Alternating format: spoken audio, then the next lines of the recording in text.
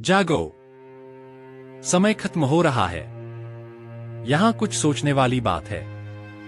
एक बुद्ध कथा।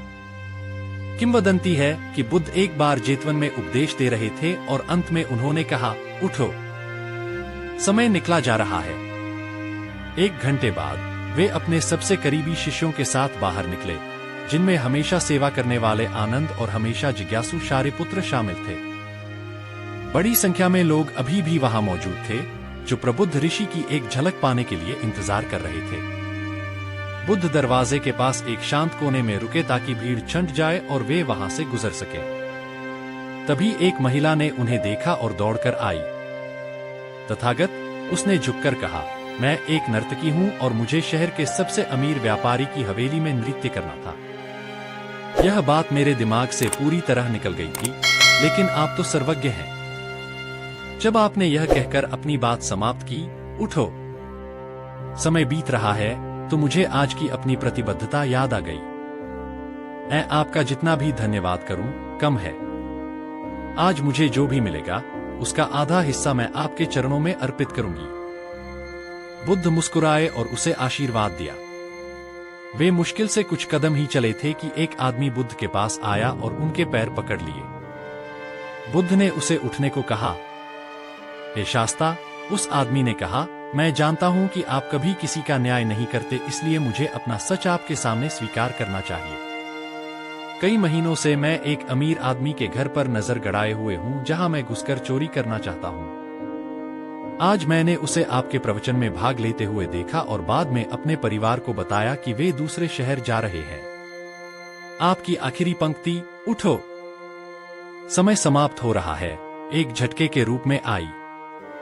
मुझे पता है कि आपने मुझे संकेत दे दिया है और मैं आज रात अपने मिशन में सफल होने जा रहा हूं।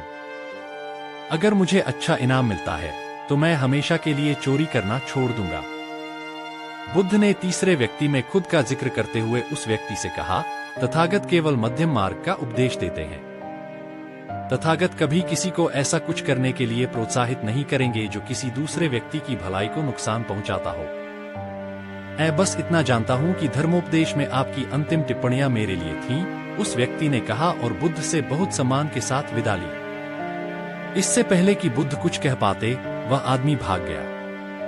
कितना अजीब आदमी है, शारिपुत्र ने आनंद से फुसफुसाते हुए कहा।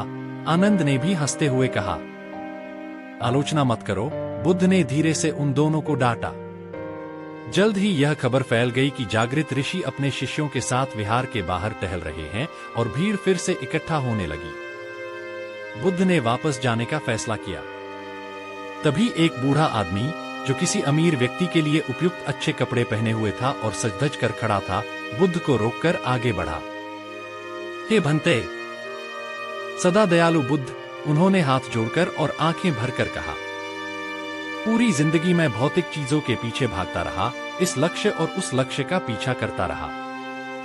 ज्यादा शोहरत, ज्यादा सोना, आलीशान महल, व्यभिचार, छलकपट और अनैतिक विचार, यही मेरे जीवन का सारांश है। किसके लिए, किस लिए, मैं सोचता हूं। आपके आज के प्रवचन ने मेरी आंखें खोल दी। खास तौर पर जब आपने इतने दृढ़ विश्वास के साथ समापन वक्तव्य दिया, उठो, समय बीत रहा है, तो मैं तुरंत समझ गया कि यह मेरे लिए था। मैंने भौतिक प्रयासों से हटने और निर्वाण की ओर लगन से काम करने का फैसला किया है। मैं आपका ऋण कैसे चुका पाऊंगा? बुद्ध ने उस व्यक्ति को आशीर्वाद दिया और अपने निवास स्थान पर लौट आए, जहां वृक्ष, पक्षी, हिरण और शांत एकांत उनकी प्रतीक्षा कर रहे थे। आनंद ने उनके पैर धोए और शारिपुत्र ने उन्हें नारियल पानी पिलाया। अनिरुद्ध और सुभूति ने उन्हें पंखा झलना शुरू कर दिया, जबकि नंद और उपाली ने पानी की बाल्टियां भरकर उनकी विश्राम कुटिया की फूस की दीवारों पर छिड़ककर उसे ठंडा किया। मेरे आध्यात्मिक पुत्रों, ध्यान दो, बुद्ध ने उन्हें पास बुलाया। तथागत ने पूरी मंडली के सामने एक ही बात कही थी, लेकिन अलग अलग लोगों के लिए इसका अलग अलग मतलब था। हर किसी ने अपनी समझ, सुविधा और परिस्थितियों के अनुसार इसकी व्याख्या की। इसलिए मैं कहता हूं, तुम्हारी मुक्ति सिर्फ तुम पर निर्भर करती है। क्या आपने कभी गौर किया है कि जब दूसरा व्यक्ति हमारे कामों को या फिर हम उनके कामों को स्वीकार नहीं करते, तो हम संघर्ष में पड़ जाते हैं? उनके काम सही नहीं लगते या इससे भी महत्वपूर्ण बात यह है कि उनका नजरिया हमारे जैसा नहीं है। हो सकता है कि वे एक ही संस्कृति में पले बड़े हों, हो सकता है कि उन्होंने आपके जैसे ही स्कूल में पढ़ाई की हो सकता है कि वे आपके जैसे ही घर में पले बड़े हों, लेकिन फिर भी इसका मतलब यह नहीं है कि वे दुनिया को एक ही नजर से देखते हैं। उपरोक्त कहानी में उन्होंने सही दृष्टिकोण पर बहुत जोर दिया, जिसका अर्थ है एक ऐसा दृष्टिकोण जो अहिंसक हो, विचार, भाषण और कार्यों में, कि मैं जो महसूस करता हूँ उसके लिए मैं जिम्मेदार हूँ, और सबसे बढ़कर जो कुछ भी मैं अनुभव करता हूँ वह मेरे कार्यों या मेरी कंडीशनिंग का परिणाम है। वास्तव में 8 गुना महान मार्ग एक सही दृष्टिकोण से शुरू होता है, क्योंकि उनके अनुसार, और मैं भी सहमत हूँ, एक संपूर्ण समझ के अभाव में बाकी सब बिखर जाता है। सरल शब्दों में कहें तो सम्यक दृष्टिकोण में निम्नलिखित शामिल हैं। 1. हमारे कार्यों के परिणाम होते हैं। 2. मृत्यु अंत नहीं है। 3. हमारे कार्यों और विश्वासों के परिणाम मृत्यु के बाद भी होते हैं। अगर दो लोग दुनिया को एक ही नजरिए से देख सकते हैं तो उनमें एक दूसरे के साथ कोई टकराव नहीं होगा, और आमतौर पर यही पूरा संघर्ष होता है, दूसरे व्यक्ति को अपना नजरिया दिखाने में मदद करना या खुद को उनका नजरिया दिखाने में मदद करना। किसी व्यक्ति को कोई बात समझाना मुश्किल है जब उसका वेतन उस बात को न समझने पर निर्भर करता हो। मैंने महसूस किया है कि यह वेतन हमेशा मौद्रिक नहीं होता है, अक्सर यह हमारी नैतिकता और सामाजिक कंडीशनिंग के रूप में हमारी दृढ़ मान्यताओं से अधिक कुछ नहीं होता है, जिसका सामना हम व्यक्तिगत, पारस्परिक और पेशेवर स्तर पर हर समय करते हैं। किसी भी स्थिति में वांछित परिणाम प्राप्त करना लगभग पूरी तरह से इस बात पर निर्भर करता है कि आप दूसरे व्यक्ति को अपनी कहानी पर राजी कर पाते हैं या नहीं। दो लोगों या संस्थाओं के बीच शांति तभी बनी रह सकती है जब वे एक दूसरे के दृष्टिकोण को समझ सकें। इसके बारे में सोचें। यह सभी संघर्षों का मूल कारण है। हमारे संघर्षों का आधार दूसरा व्यक्ति या पक्ष यह नहीं समझता कि हम जो करते हैं वह क्यों करते हैं, या वे इसे स्वीकार नहीं कर पाते हैं। और इसके विपरीत भी, हम उनके तरीकों को स्वीकार या समझ नहीं पाते हैं। प्रतिमान बदलने, रंगीन लेंस को हटाने और दुनिया को जैसी है वैसी ही देखने का साहस रखने के लिए धैर्य, सहानुभूति और ज्ञान, कभी-कभी मार्गदर्शन भी की आवश्यकता होती है। वास्तव में विचारों की गैर परीक्षा अच्छे ध्यान के 6 सिद्धांतों में से एक है। जब तक आप पानी को हिलाना बंद नहीं करते, तब तक आप यह नहीं देख सकते कि तालाब की सतह पर क्या है। जब मन निर्णय और विश्लेषण से उग्र हो रहा हो, तो उसे शांत करना, ताकि आप चीजों को वैसी ही देख सकें जैसी वे हैं, यही ध्यान है, यही मेरा सही दृष्टिकोण से तात्पर्य है। यहाँ आपके लिए माइंडफुलनेस पर एक और बुद्ध की कहानी है। दोस्तों, बुद्ध की कहानी में आगे बढ़ते हैं एक और कहानी के साथ। तुम हमेशा खुश कैसे रहते हो? मुल्ला नसरुद्दीन के मित्र ने एक दिन उससे पूछा। दोस्तों, चलते हैं अब एक दूसरी कहानी तरफ। आशा करता हूँ कि पहली कहानी आपको पसंद आई होगी। दोस्तों, हम जैसा कर्म करते हैं वैसा ही हमारे जीवन में लौट कर आता है। कहानी शुरू करते हैं। किसी नगर में एक गरीब लड़का कुछ बेच रहा था, क्योंकि उसकी माली हालत ठीक नहीं थी। सामान बेचते बेचते जब वो थक गया तो उसको भूख लगी। उसने सोचा कि किसी के घर जाकर मदद मांग ली जाए। जैसे ही वह एक घर पर पहुंचा, उसने दरवाजा खटखटाया। बाहर एक लड़की निकल के आई। लड़का हड़बड़ा गया और उसकी बेचैनी बढ़ गई। उसने बोला, क्या मुझे पीने के लिए पानी मिल सकता है? लड़की अंदर गई और सोचने लगी कि गरीब लोगों को पानी तो सब पिलाते हैं, हो सकता है उसको भूख भी लगी हो। उसने देखा रोटी तो नहीं है, लेकिन उसकी नजर दूध पर गई। उसने एक गिलास दूध भरा और लड़के को दे दिया। लड़का दूध पीकर खुश हुआ। उसकी प्यास और भूख कुछ हद तक कम हो चुकी थी। लड़के ने कहा कि दूध के कितने पैसे दूं? लड़की बोली, इसकी कोई जरूरत नहीं है। मेरी माँ ने सिखाया है कि मुसीबत में लोगों की मदद करके उनसे पैसा नहीं लिया जाता। यह मेरा कर्म था और मैंने इसे किया और इससे मैं खुश हूँ। वह लड़का वहां से निकल गया, लेकिन रास्ते में सोच रहा था कि दुनिया में अच्छे लोगों की कमी नहीं है। अगर ढूंढा जाए तो ऐसे चेहरे और लोग सभी दिशाओं में मौजूद है। इस तरह की कई सकारात्मक और अच्छी बातें उसके दिल और दिमाग में चल रही थी। संघर्ष करते करते ये लड़का पढ़ लिखकर एक डॉक्टर बन गया और लोगों की मदद करता रहा। लेकिन एक दिन वही लड़की अचानक बीमार हुई। उसको डीआर के पास ले जाया गया। तो वहां से उनको किसी बड़े अस्पताल में रेफर कर दिया गया। लेकिन जब इलाज के लिए सारी फॉर्मेलिटी पूरी हुई तो डीआर को पता चला कि अरे, ये तो वही लड़की है जिसने काफी सालों पहले मेरी मदद की थी। अब मैं इसका अच्छे से इलाज करके और इसे ठीक करके ही इसका ये ऋण चुका सकता हूं। जब सारा काम हो गया और लड़की का ऑपरेशन खत्म हुआ तो एक बंद लिफाफे में उसको एक पत्र मिला। उस पत्र में लिखा था, आप पूरी तरह ठीक है और इस इलाज का पैसा तो आपने बरसों पहले एक गिलास दूध से चुका दिया है। लड़की की आंखों में आंसू थे।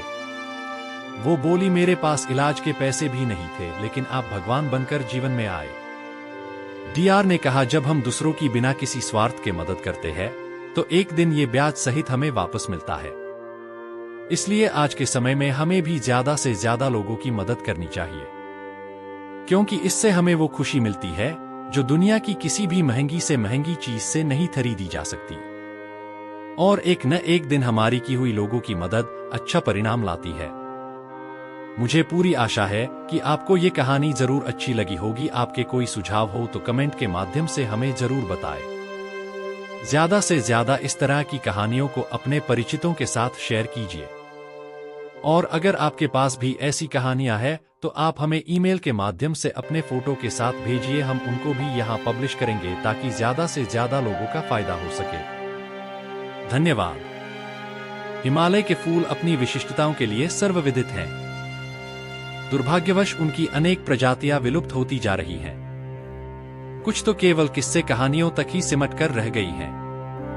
यह कहानी उस समय की है जब हिमालय का एक अनूठा पेड़ अपने फलीय वैशिष्ट्य के साथ एक निर्जन पहाड़ी नदी के तीर पर स्थित था। उसके फूल थाईलैंड के कुरियन से भी बड़े, चेरी से भी अधिक रसीले और आम से भी अधिक मीठे होते थे। उनकी आकृति और सुगंध भी मन को मोह लेने वाली थी। उस पेड़ पर वानरों का एक झुंड रहता था जो बड़ी ही स्वच्छंदता के साथ उन फूलों का रसास्वादन व उपभोग करता था। उन वानरों का एक राजा भी था जो अन्य बंदरों की तुलना कई गुना ज्यादा बड़ा, बलवान, गुणवान, प्रज्ञावान और शीलवान था। इसलिए वह महाकपि के नाम से जाना जाता था।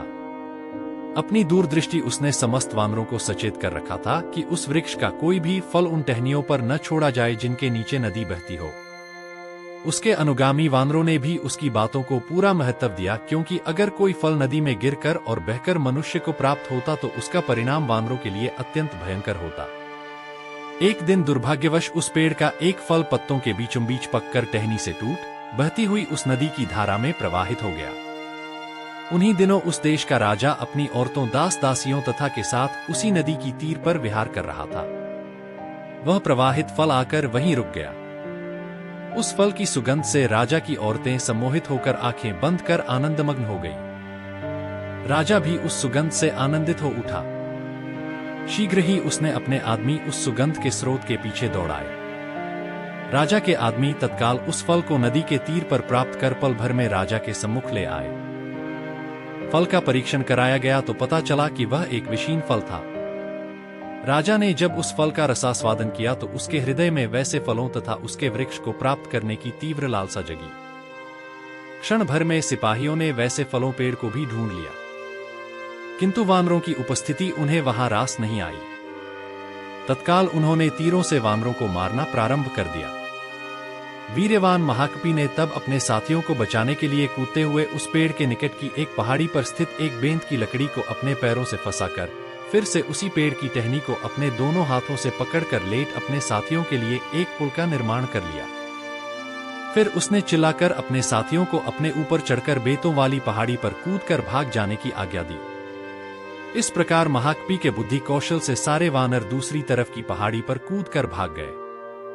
राजा ने महाकपि के त्याग को बड़े गौर से देखा और सराहा। उसने अपने आदमियों को महाकपि को जिंदा पकड़ लाने की आज्ञा दी। उस समय महाकपि की हालत अत्यंत गंभीर थी। साथ ही वानरों द्वारा कुचल जाने के कारण उसका सारा शरीर विदीर्ण हो उठा था। राजा ने उसके उपचार की सारी व्यवस्था भी करवाई, मगर महाकपि की आंखें हमेशा के लिए बंद हो चुकी थीं।